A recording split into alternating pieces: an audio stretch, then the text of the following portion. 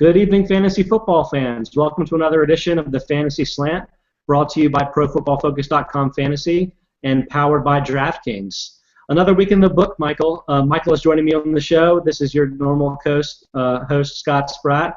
How did you enjoy your 49ers resurrecting themselves yet again, despite all of the Harbaugh news, or non-news, as the case may be? Yeah, I'm not ready to label I'm not ready to label it the resurrection yet, Scott. But it was encouraging. And look, I think Jim Harbaugh is just built for drama, and you wouldn't have it any other way with Harbaugh, whether it was his first year on a team or his fourth. So, hey, as long as they keep winning, I think I'm okay with it. Hey, they're an exciting team. The Panthers are an exciting team because they could lose or win at any time. That makes it fun to be a fan sometimes.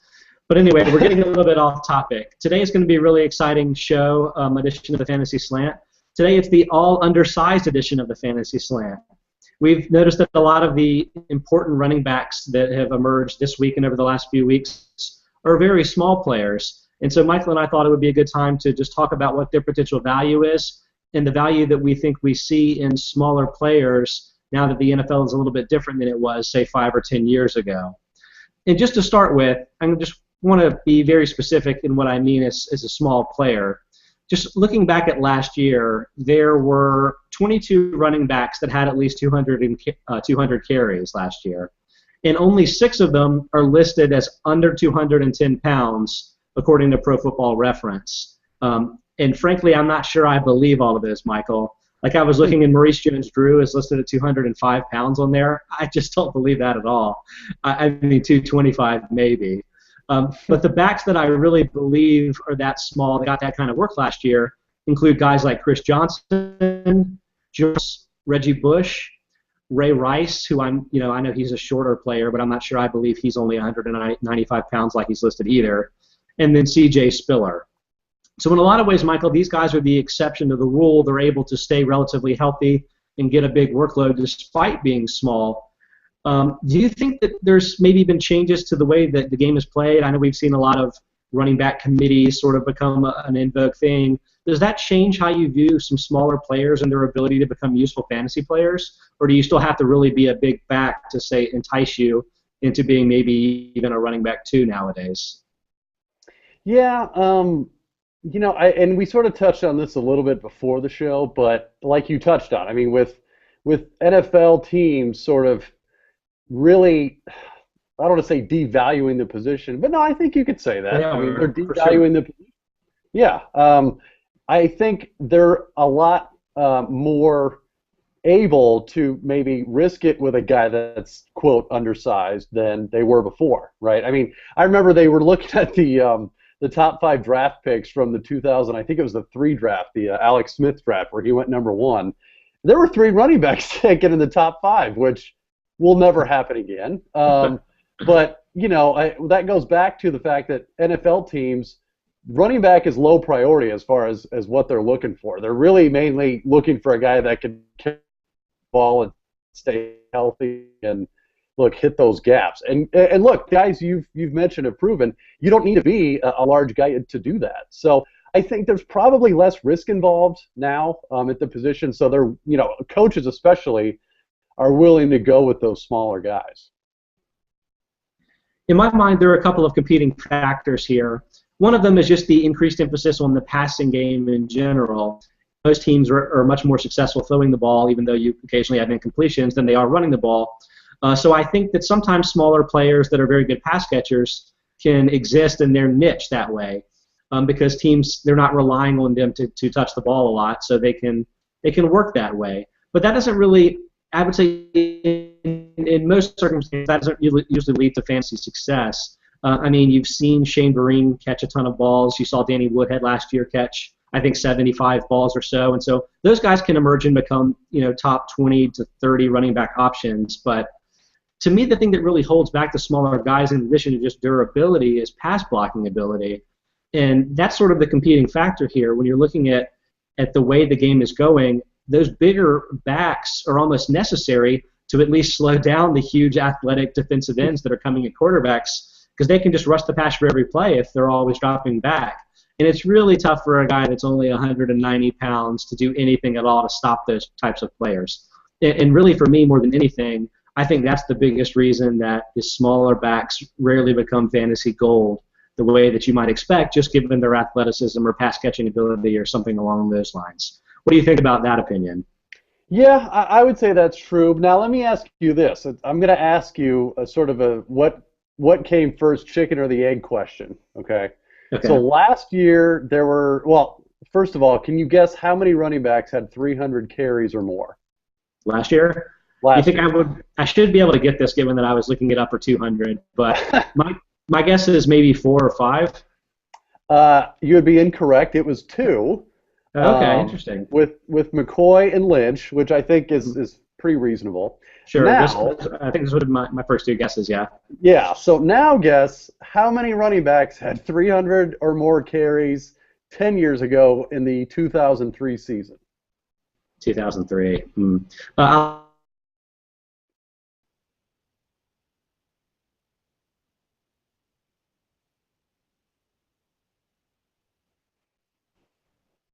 Michael, can you hear me? Yeah, we're good. Sorry. Okay. I didn't hear what your response was. Say it again. What was your guess? I didn't hear that either. Okay. I said maybe 8, but I think I might be under. You're well under. It was 13. 13. Which, look, is like it was fantasy nirvana back then. But so I guess the question is, is the drop due to the fact that you've got more? You've got coaches willing to use those smaller players, or vice versa. Does that make sense? I understand the question. I'm not sure I know the answer to the question, though. I mean, it makes sense that you're seeing this sort of specialization because, I mean, you can look back 10 years ago and guys like Corey Dillon were probably getting 300 carries a year, but how effective were they besides their, 1 or 2 sort of special up-the-middle runs or whatever it was that each of those players did well? I mean, It's really hard to be big, durable, and effective in a variety of ways. So I guess I totally get why it's happening to teams, and given the durability concerns of touching the ball that much, I get why you wouldn't want to heavily invest in the position. But obviously that's not great news for fantasy players. But maybe it is good news if you're looking for some of these smaller players to find a role. And so, Michael, let's get into some of the ones that have sort of popped recently and talk about whether or not we think that can continue. I think that has to start down in with Branden. His name popped up a week ago, I think, because Donald Brown was like the only healthy back left on the Chargers, and so you were wondering exactly who they could work in potentially. He got a little bit of work in the previous couple of games. I think he had maybe 9 carries and 4 catches versus Jacksonville the week before when everyone was primed to use Brown, and Brown was terrible. But in this last game versus the Jets, who normally are a great run defense, Oliver had 19 carries for 114 yards and a touchdown, as well as 4 receptions for 68 receiving yards and a touchdown. So obviously just a monster game. And I think because Oliver is on San Diego, because he shares a number with Darren Sproles, and because he's a fairly small player, I think people are going to be quick to make that comparison. Do you think Oliver is similar to Sproles in his nature? I mean, he's listed at 208 pounds, so I'm tempted to think that he's a much more potentially durable player, somebody that can maybe hold up to 15 or more touches per game. Do you see that as a possibility for Oliver? Yeah, no, I definitely do. I mean, it's pretty obvious what San Diego's game plan is offensively, right? So they have sort of that running back that carries at first and second down, but they use backs out of the backfield a lot in the receiving game. I mean, Danny Woodhead, I think, had the 3rd most receptions among running backs last year. So, I mean, there's an obvious role for that kind of player in the San Diego offense. Now, to your point, yeah, I definitely think there's probably a role for Oliver. And it's not going to be, people need to sort of, I think, reel in their expectations. He's not going to be the 3-down guy and get every carry. But, look, could he be a very effective guy out of the backfield to complement, whoever it is, taking it first and second down, whether it's Matthews or Brown or whoever?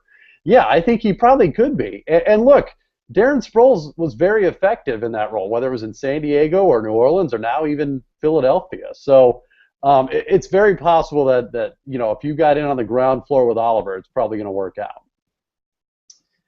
Yeah, I agree. I think Oliver can sort of pick up the mantle that Woodhead left when he got injured and is out for the season this season and be effective as a pass catcher primarily.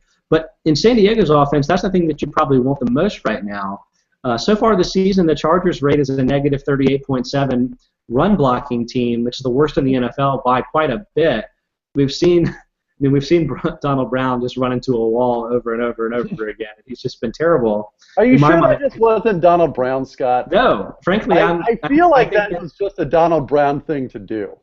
I think he may be the worst heavy back in the league right now, but it's not like the situation is great. But 2.1 yards per carry, it's obviously not good. Ryan Matthews will be back soon, but I think we saw him again fall into this sort of tree of specialization. He was sort of noted as a pass catcher earlier in his career, but last year he had fewer than 30 receptions because he was in on the early downs, and Woodhead was really taking up all those receptions. And even when Matthews comes back, I think Oliver can sort of retain that value.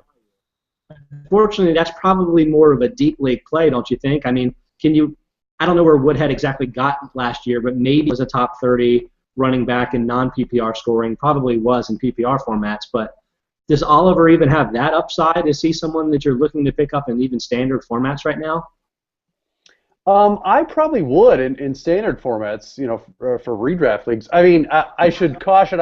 I would probably be more in favor of that in PPR leagues for sure. But yeah, I mean, look, Ryan Matthews for whatever reason does not like to stay healthy, and now with the Donald Brown news, I mean, they're just dropping like flies there, And look, the San Diego offense, I think, has proven to be a very good, effective offense. So, I don't think they're going to be benching Oliver anytime soon, even when Matthews and Brown come back. And look, Woodhead's out for the year, so at the very least, he could fill that role the rest of the way. I agree. And honestly, this is sort of a similar situation to in Baltimore, which is something we're going to talk about a little bit later, where when Matthews gets back, maybe there'll be a little bit of a first and second down split, but that doesn't necessarily mean Oliver can't continue to get a lot of work.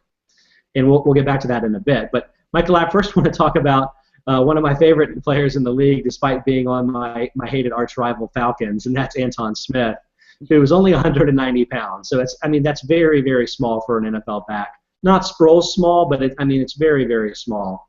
But over the last 2 years, Smith has 17 carries for 263 yards and 4 touchdowns, and 8 catches for 166 yards and 2 touchdowns. For those keeping score at home, that is 15.5 yards per carry and 20.8 yards per reception. So, Michael, Antone Smith, best player ever? I mean, that's like Madden numbers, right?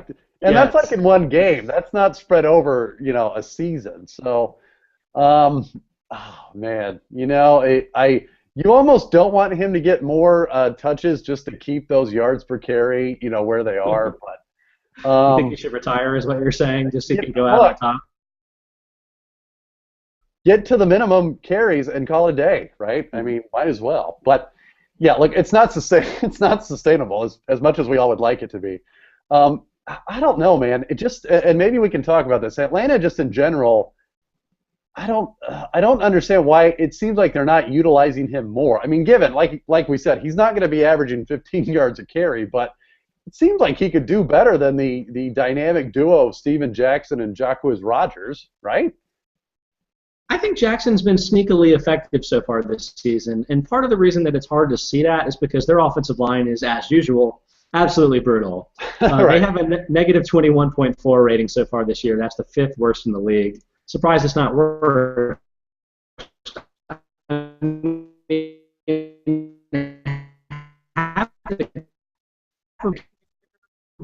Some carries so far this year. But Jacquizz Rodgers has 19, and Devontae Freeman, the rookie, has 19.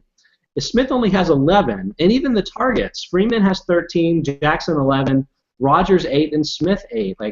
Smith has been the 4th most utilized back in this offense, but he's been by far the most effective. And then you say that it's not sustainable, and that obviously he's not going to rush for 15.5 yards per carry forever. But what if they just start using him more? I mean, don't they have to, Michael? Especially behind this offensive line, maybe he's exactly the type of player they need, because there's only so much that someone like Steven Jackson can do just running into that sort of defensive force that they just can't get any push against. at least he can have the speed to hit the edge, catch some balls, do some things in space. For me, that could do a lot in terms of just keeping Matt Ryan upright. And I feel like he's going to get more work, and I'm starting to view him as a top 40 running back, even though he's barely touching the ball. Do you think I'm crazy there? I probably wouldn't put him up that high until we got some more clarity with that whole situation. And given it's nothing he can control, unfortunately, like you said, they've got 3 backs ahead of him that, for whatever reason, they're just giving the ball more. And I think most people would agree they've been teased by Jacquizz Rodgers for long enough. And look, even Devontae Freeman, while there was a lot of hype going in, I don't think has proven himself quite yet to be an effective runner or even pass blocker in the NFL. So, no, I'm with you. I don't understand why he doesn't get more. And if he were to get more, yeah, then I definitely think he could be a top 40 guy. But for me, it's just too cloudy there for me to make that leap yet. I feel like the cloudiness is going to end imminently. It's just Smith is playing so well. But I want to present you a hypothetical here. We're talking about Jackson. He's the only player that's big in that backfield. I'm not sure what he's listed at. I didn't look it up, but probably 235 pounds is what I would guess Jackson is. Rodgers and Freeman are both very undersized, not quite to Smith's level, but they're very small. What would happen if Jackson got hurt? You think this would just be like 33%, 33%, 33%, or like what would Atlanta even do? Wow, that's like the nuclear option in Atlanta. Yeah, I don't know. I mean, I hate to say it, they'd probably start Rodgers, but yeah, I can't imagine him or any of them getting a majority of the work. I think they would probably split it. And look, is throwing to Julio Jones like 25 times a game that bad of a plan? I don't think so. That's what I would do, right? He's gonna catch it. I mean, even if they know he's gonna get it. So. Yeah, and like you said, that line is atrocious, and to have Steven Jackson, who, as you mentioned, the only big back there, who's essentially acting as the last lifeline for Matt Ryan before he just gets demolished. Yeah, I don't know. I don't think, if anything, it might hurt rather than help the running backs there if Jackson were to go down. Okay, how about this is the last question here, but if you could only own one Atlanta running back, or let's say that you already own Steven Jackson, would you drop him for Antone Smith? Say that this is a smaller type of league where what he's doing so far isn't really helping you out too much. And we're assuming like Jackson gets hurt, I presume. No, let's just say right now, this is the situation that exists. Knowing what you know, you can only own one Atlanta back. Who do you want to own? I'd still go Jackson, personally. Okay. I think that's the safe option, but I'm not sure what the safe option does for you in shallower formats right now. Sure. So I think I'm probably willing to take the 20% chance that Smith can be a tremendously effective player, getting 8 touches a game.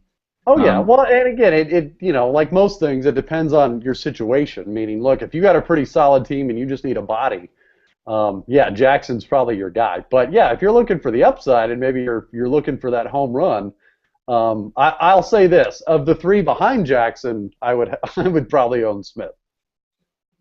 Even that's still probably a pretty controversial opinion there, because I feel like a lot of people were expecting Freeman to be a relevant part of this team going forward as soon as this season. People thought of him as potentially a handcuff to Jackson before the season started.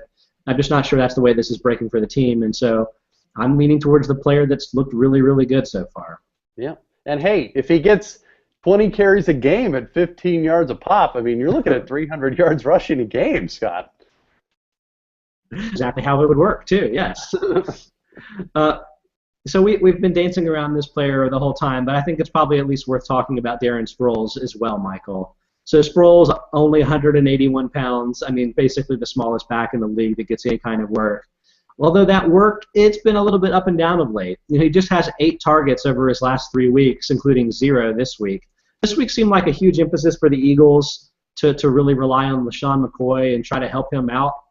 Not sure that really worked very well. McCoy had 24 carries for 81 yards, just 4 catches for 5 yards receiving. McCoy has 2.9 yards per carry this season. compare that to Sproles, who in this game versus St. Louis had 7 carries for 51 yards. So he was like 2 carries away from catching up to McCoy, and has 6.9 yards per carry on the season. What do you make of this Philadelphia situation? I'm sure that every LaShawn McCoy owner is ready to pull his hair out. Is this just like a weird start to the season? Do you take this at all as a sign that maybe things are getting turned around just based on the volume here?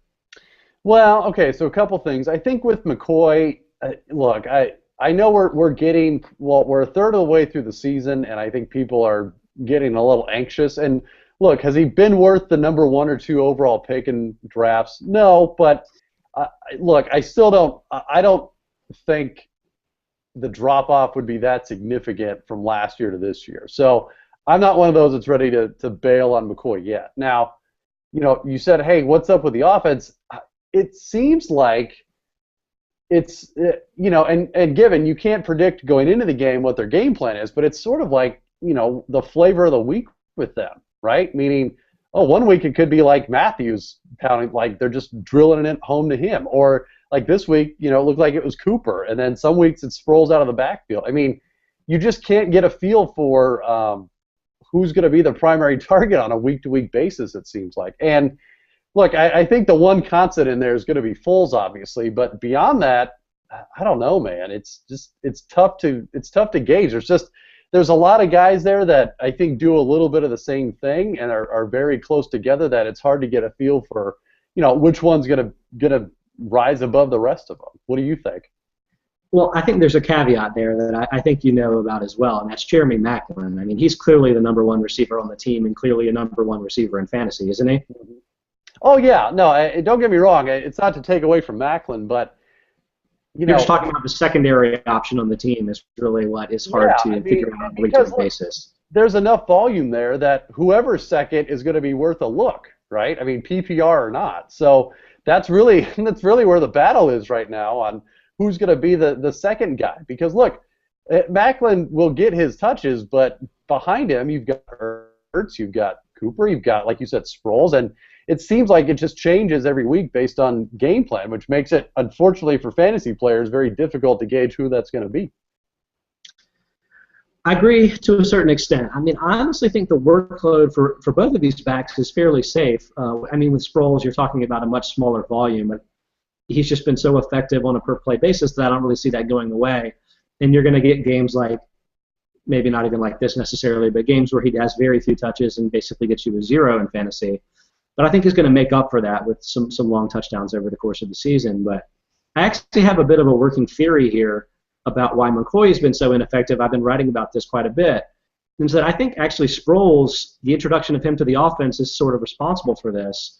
And the thing that I noticed is that compared to last season, McCoy is facing stacked fronts, so 7 or more men in the box all the time this year.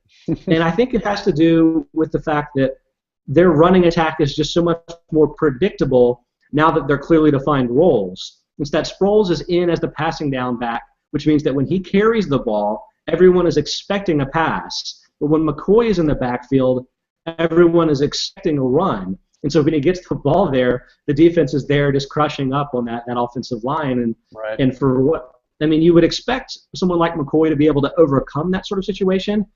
We've seen Jamal Charles completely overcome it some this year, and McCoy hasn't been able to do that really. And I think that it's actually going to continue to be a problem for him this year, which is why I'm a bit lower on him than most of the other PFF staffers. I have him ranked outside of the top 10 now. And so in that sense that I am worried about it, but I don't think there's really much risk in terms of volume because it's not like there's a real alternative there. Right. If McCoy's not getting those 15 carries a game, it's not like Sproles is going to get them. It's not like Chris Polk's going to get them. But right. I'm not sure you're going to do much better than 3 yards per carry this season. So it's a bit depressing. Right. Yeah, go ahead. And a couple things, and again, we sort of touched on this before the podcast, but running backs more than any other position are dependent on scheme and personnel probably. I mean, is that fair to say? Sure. Yeah. So. And you mentioned, the offensive line last year for Philadelphia was, I'm not going to say historically good, but they were very, very good, right? I mean, they were excellent last year. with any metric. I mean, I think Pro Football Focus had them atop of any offensive line unit. So that obviously helped. And, you know, we're talking about these smaller backs, but there's only so many running backs, I think, even, you know, nowadays that regardless of team and situation and anything you want to, any outside factor can produce. And to me personally, there's probably 1-2 tops. Adrian Peterson is probably the consensus one that, look, even though he was facing 8 men in the box, you know, for most of his career, he's still able to truck through that, right? I mean, he got 2,000 yards on a torn ACL. I don't know many people that can do that. And look, it may be just McCoy is not in that category, which I don't know anyone that ever said that, but, you know, I think it's pretty fair. And I totally agree with you. It's not like anyone's going to challenge McCoy for carries. He's going to get his, but with Sproles there now and with them drafting Matthews and with Ertz coming along, he's just not going to be the same effective all-around player that he was. I mean, it's possible very soon he could just be relegated to handoff duties, you know. He's almost already there. He's just really not getting the receiving work either this year because, again, he's got a more specialized role in the offense. And that really limits the upside a lot. I mean, that's where he made a lot of the difference in terms of fantasy success. So, right. And look, I completely trust Chip Kelly to adjust, whatever that may be. I'm not going to act like I know what he's going to do, but look, I don't think Chip Kelly is the kind to you know, give in to his veterans just out of respect or whatever you want to call it. I think if he thinks he can figure out a way to make it work in some other way, he's going to do that. Is it a problem that McCoy hasn't been his usual great fantasy self? I mean, obviously the Eagles are winning. That isn't necessarily because of the wonderful production of the offense. They've had a lot of special team success over the last few games. But they're moving the ball still pretty effectively, turning the ball over more. But, I mean, the net of Sproles plus McCoy isn't that much worse than what McCoy himself was last season. I'm not sure the Eagles really view this as a problem other than like the need to placate a player that's a star player in the league. I'm not really sure that there's any call for them to try to change what they're doing here. Yeah, I think, well, yes and no. I mean, like you said, he's averaging less than 3 yards a carry. I wouldn't put it past them to try something. I don't know what, and that's certainly not to say they're going to start like Chris Polk next week, because they're not. But and look, it could even be putting less pressure on McCoy, right? I think he had close to maybe 24 or 25 carries yesterday, or 24. Maybe 22. Yeah. 24. Yeah, so it could even be, hey, I'm gonna give him less carries. He could even be in the 15 to 18 range and just give him more passing yards. I don't know, but yeah, I don't think it's ready to jump ship yet. He's still gonna be your running back one, I think. But you know, again, if we get to halfway through the season and this is still happening, then okay, then I will put up the white flag. Let's talk trades. Who would you trade LaShawn McCoy for, thinking that you're winning the deal, but someone you still think is potential that you could make that deal for? Would you trade him for, say, Emmanuel Sanders, that sort of level of low-end wide receiver one? Well, PPR is standard for Emmanuel Sanders. Let's say standard. No, I wouldn't. Okay, I think I probably would, but that's getting at the lower end range of where I would look at wide receiver for him. Well, who's the worst receiver that you would trade McCoy for? Oh gosh. Oh man, you know what? I got to look at the list on that one. It would be tough. I'll say that it would be very, very tough. I don't know. Start, you know, not your top end guys, obviously. Oh man, I don't know who's really good but having a bad season. Let's just start there. Calvin Johnson. Ooh. Brandon Marshall. I mean, they're both kind of hurt. Right. Oh man. You know what? If I were a McCoy owner, I might do the Calvin Johnson one. I think I'd be okay with that.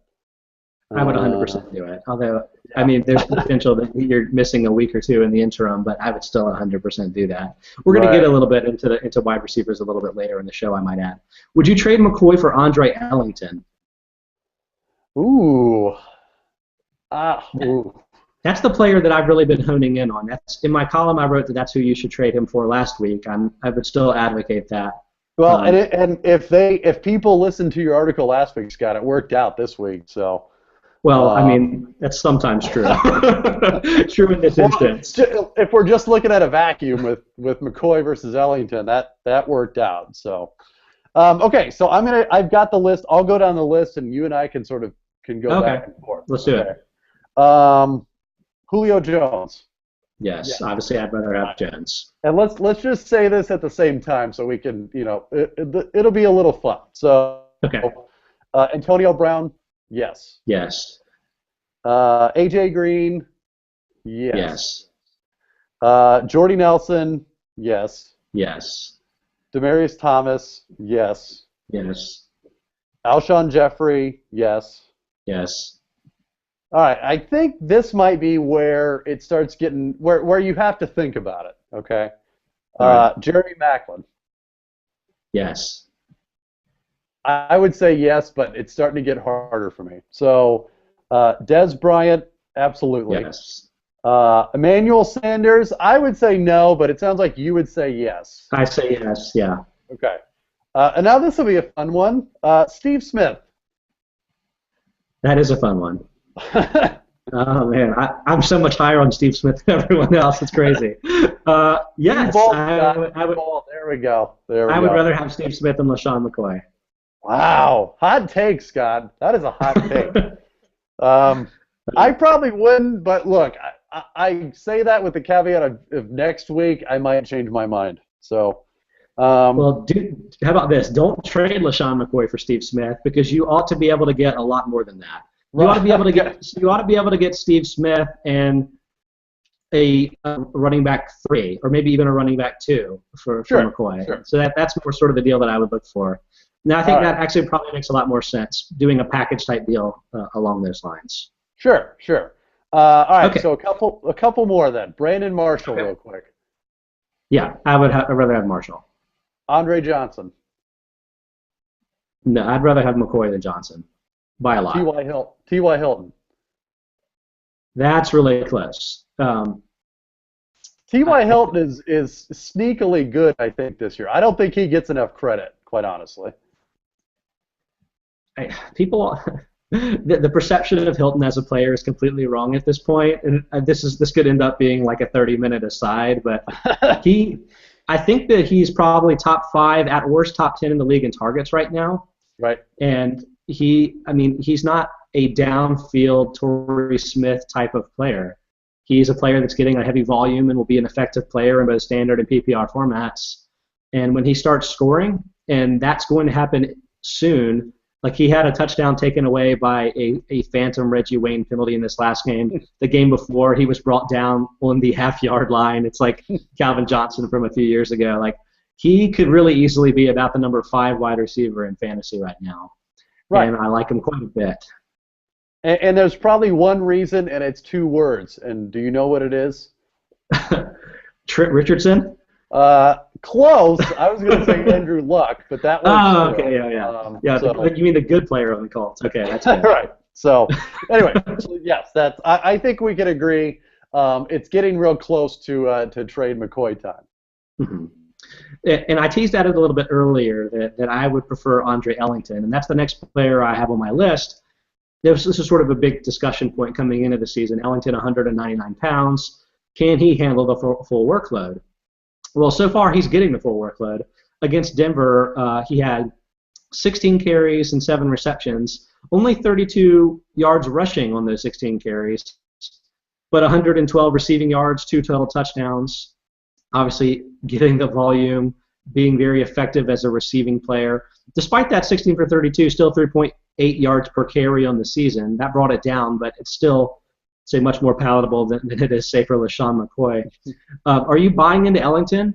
For me, I think he's a running back 1 right now. Do you think of him as such?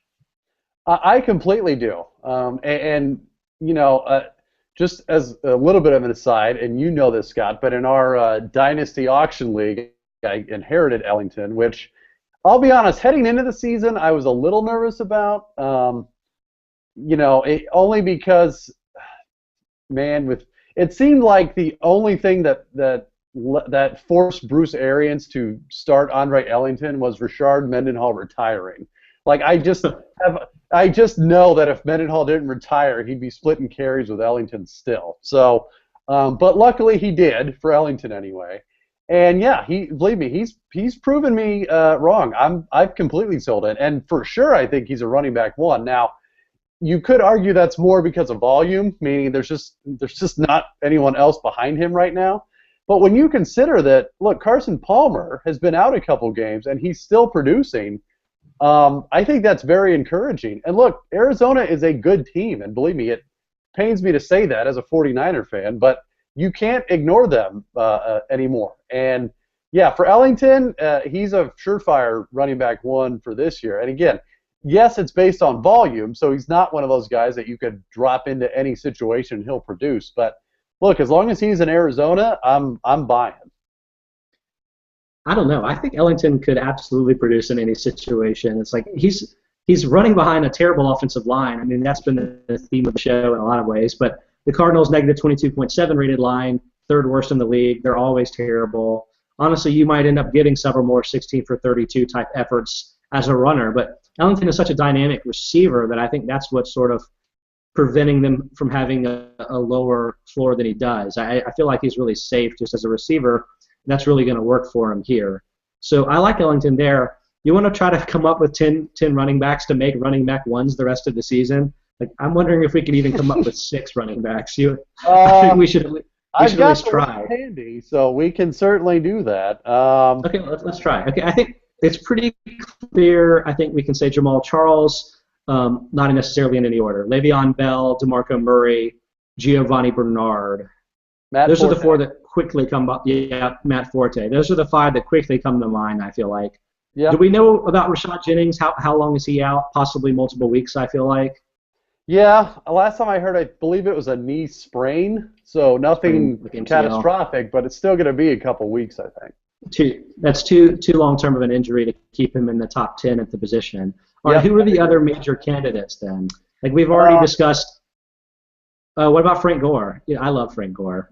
Yeah, and he's another guy that it's all about the volume for me. I mean, they give him the rock and he just takes it. So, all right, let's play this game, Scott. I will say a running back, and you say 1 or 2, based on if you think they're a running back 1 or 2 this year in standard scoring leagues. I like it. Okay, go. All right, Arian Foster.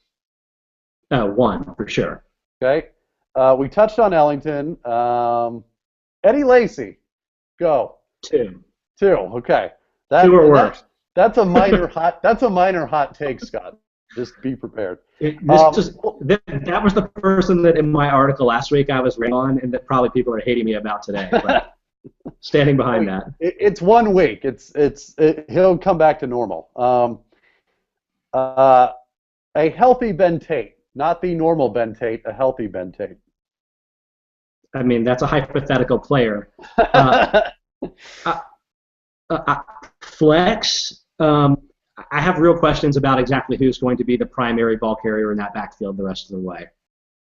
I got you. And for the record, he did quite well yesterday. Yes, he did. He outtouched Terrence West, I think, 3-1. So for me, he'd be a low-end running back 1 again. In some other planet where he's healthy for a majority of the season. Now, let's say, and we'll just, well, this isn't really we'll say rest of the season. So, Alfred Morris. I mean, he should be a 2, but he probably isn't because of the lack of other options. So I'll say 1. So not even a running back 2. Oh, no, you're saying running back 2. No. Like I say, he should be a 2, but he's probably a 1. Okay. Lamar Miller. He is. I don't know what he is.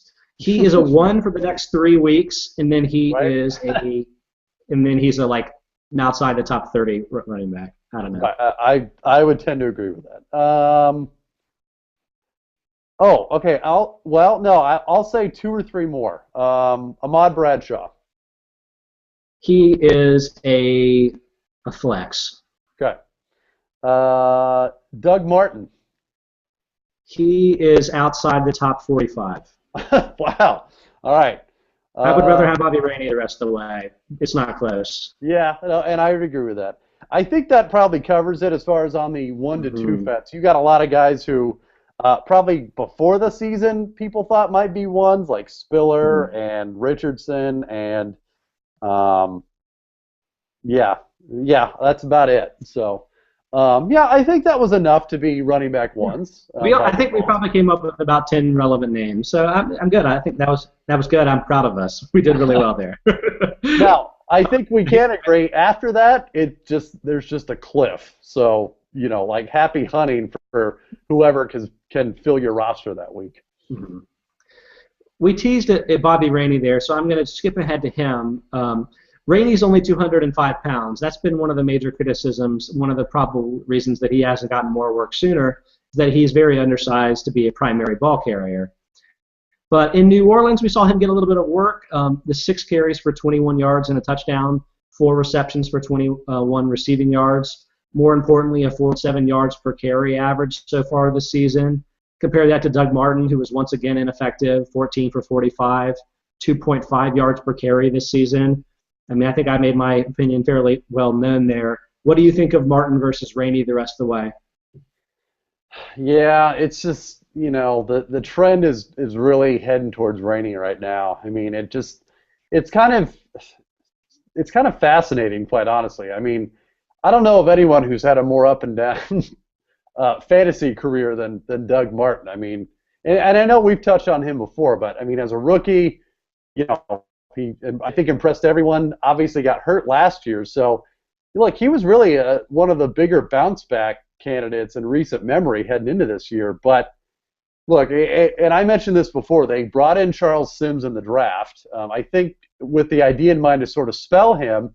And, look, that may have been our first writing on the wall with Martin, that they didn't think he could do everything because, quite honestly, they haven't let him, and apparently with good reason. I mean, like you mentioned, Bobby Rainey's been way more effective on a per-touch basis than Doug Martin. And look, with teams like Tampa where nothing's going right and they sort of are just throwing stuff against a wall to see what sticks, it's not unreasonable to expect Rainey to get the start sometime soon. Completely agree. All right, there's one more small back that I want to talk about before we'll hit on receivers briefly and then close up the show. But Justin Forsett, he's really small, only 190 pounds, but averaging 10 carries and 5 receptions per game so far this season and 5.9 yards per carry. Obviously, he's been tremendously efficient. This is an interesting sort of microcosm, I feel like, their Week 5 game where he had, whatever it was, 14 touches, and then Bernard Pierce had 4 carries and Lorenzo Taliaferro had 5. Is that a glimpse of what's to come? Are we going to have sort of an early down split between Pierce and Taliaferro, thus rendering them both ineffective as fantasy options, but then Forsett getting in that third down work and doing enough with his limited touches to actually be a relevant running back 2 or 3?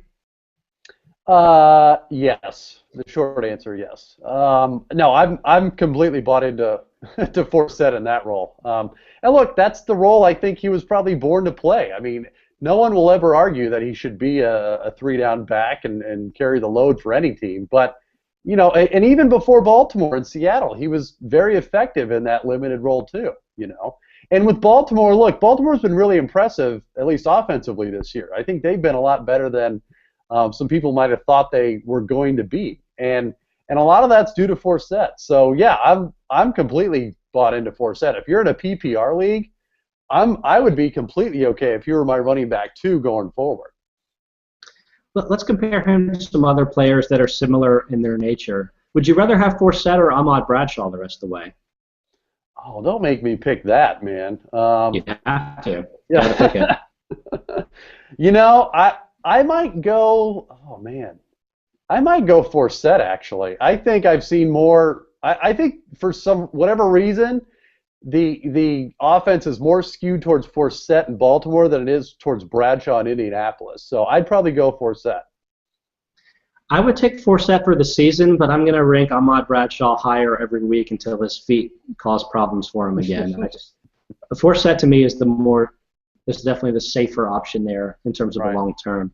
What about Forsett versus Darren Sproles? Somebody asked me that on Twitter, and I gave him the wrong advice, at least for last week. But who do you like going forward?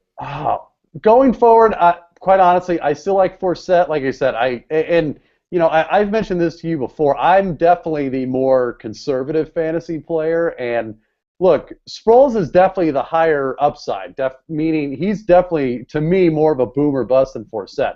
I think you can mark Forsett down for, whatever it was, 14 touches a game with him, split between, catches and carries. So for me, I would still go Forsett, I think. And I know you're going to go Sproles. I know it. I am going to go Sproles. Part of me understands why you think that, but part of me is surprised that you think Forsett is safer. I mean, Sproles has basically done this role for 4 years and done it effectively and been a relevant running back 2 at times. And there's very few people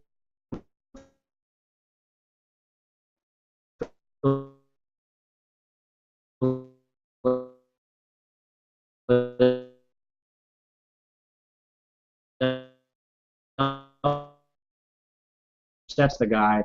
And while I also agree that Forsett is the guy as much as any of them is, 2 weeks from now I can't imagine saying that Sproles isn't a fantasy relevant option, but I can imagine that being the case for Forsett. But that said, I mean, it's hard not to treat Forsett as at least a low-end running back too for the time being, similar way that I would be treating Sproles and Bradshaw. Yeah. Okay, we've almost taken up an hour, I feel like. Wow, this has gotten a lot more run than I expected it to. But I want to go with a bonus undersized wide receiver question. That's basically just a way of shoehorning in a question about Antonio Brown, who is awesome, but is only 5'10" and 180 pounds, so not exactly Alshon Jeffrey running around out there, but 34 catches for 511 yards and 5 touchdowns so far this season. That's on 50 targets. So he's the #1 wide receiver in fantasy regardless of format. Meanwhile, Jordy Nelson is #2 with 34, 5, 25, and 4 on 52 targets. Remember before the season we basically were arguing whether or not who belonged in the top tier, and I was like, oh, I love Jordy Nelson. You love Antonio Brown. Good calls by us. Pat on the back, Michael. But that's those why two we're players. The experts, Scott. Oh, okay. I wasn't aware that I was an expert. Are they the #1 and 2 receivers the rest of the way? I mean, where are you stacking them up? I mean, are they in your #1 receiver tier where guys like Des Bryant have lived, or are they among that group? I would say for this year, standard redraft leagues, there's no doubt in my mind. Yeah, they're up there. You can't deny the role they have in their respective offenses. You just can't. I mean, they are the guys. They are the primary targets. And, I think it's easier to see with Brown because, let's face it, there's not as much competition behind him for targets. Not to say, Marcus Wheaton isn't a good complement and Heath Miller isn't reliable, but look, I think you could argue that a lot of people in their rankings would still have Randall Cobb above Jordy Nelson, which you and I, neither of us agree with. But nobody has that anymore. Surely not.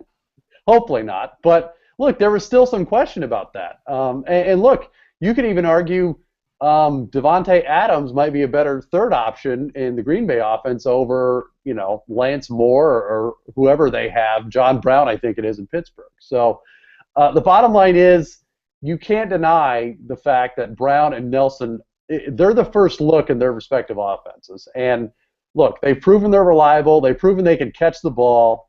And the interesting part is they do it in different ways, right? Even though they're both sort of not your normal, quote, prototypical receiver. I mean, Brown is all over the place. He's underneath. He's outside. I mean, that guy can catch anything. Whereas Nelson, I mean, he's going outside. They're throwing a bomb each game, and yet nobody seems to cover him, or he seems to get behind people somehow. So, look, for whatever the reason, it's working for both of them, and yeah, it wouldn't surprise me if they stay the #1 and 2 receivers at the end of the year. So you have Brown, you have Nelson now in the group. Remaining in the group, definitely Dez, definitely Julio Jones. Let's just say Calvin Johnson's in it, not knowing exactly what his health situation is for the time being. And A.J. Green clearly still in the tier. Demaryius Thomas reasserting himself this week, looks healthy for the first time, which is good to see, clearly in the tier. What are your thoughts on Brandon Marshall and Alshon Jeffrey? Are they both in the tier still? Yeah, I think so. I mean, look, they both battled some injury issues, neither of which should be a long-term or nagging injury. So, yeah, I have full faith they're going to be up there. Now, would I put them ahead of your Browns and Nelsons of the world today in standard leagues? No, I wouldn't. But, look, are they still if they're your wide receiver one, are you still happy with that? Yeah, I think so. Is there anybody else that's even close after that? Well, let me go to my trusty list, Scott. Hold on. Oh, yeah, I'd like to hear it. Let's see. After that, oof, man. I feel like there may be a bigger drop-off now between number one wide receivers and number two wide receivers than like any other tier drop in across any position, really. Oh, man, and I don't know that I'd agree with that. For me, there's just a lot of receivers that, given, are bunched up there. Okay, so we can play this game too. So say one or two when I say a receiver. Okay. So, okay, and I'm going to do this as tier one in tier two because I feel like tier one is 7 players long and tier two is 30, but like there's a huge difference in quality there for me. Fair enough. Okay, so we'll say tier one, tier two, standard leagues. Yeah. So and we'll say no, it's standard. Okay, so here we go. This year only, Jeremy Maclin. Top of tier two. Okay. Emmanuel Sanders. Right there with Maclin. T.Y. Hilton. Tier two. Kelvin Benjamin. Tier two. Victor Cruz. Tier three. Okay. I think that's probably it as far as the tier ones or twos. We've covered everyone that would even remotely be in the conversation for either one. So, well, you haven't for me, but that's okay. You've covered everybody that I think belongs in tier one. Okay, I think that's fair. And look, do I agree that there's less tier one receivers than tier one running backs? Yeah, I'd agree with that. But for me, there's a lot more tier twos and receivers than running backs, I would say. Yeah, and for me, that's why tier one receivers are so important because that's where you're getting the advantage of the position. Yeah. You can sort of patchwork yourself a motley crew of running back threes and probably not give up that much to the LaShawn McCoys of the world. So, right. I guess you're feeling pretty good though if you have, Le'Veon Bell right now or Mark Murray. So, but anyway, I think that was a pretty productive show, Michael. Anything else you want to talk about before we close it up for the evening? No, just thank God we survived the Miami and Oakland bye weeks last week, so we can all go back to starting our studs again. So. Yeah, I think you have a really good point there. I actually had like 5 Dolphins on buys last week. And you probably ended up winning your leagues anyway, so good for you. Anyway, thanks everybody for listening to the Fantasy Slant again this week. There'll probably be some more shows throughout the week, and then Michael and I will be back again next Monday with the next show. So everyone have a good one and enjoy your week 6.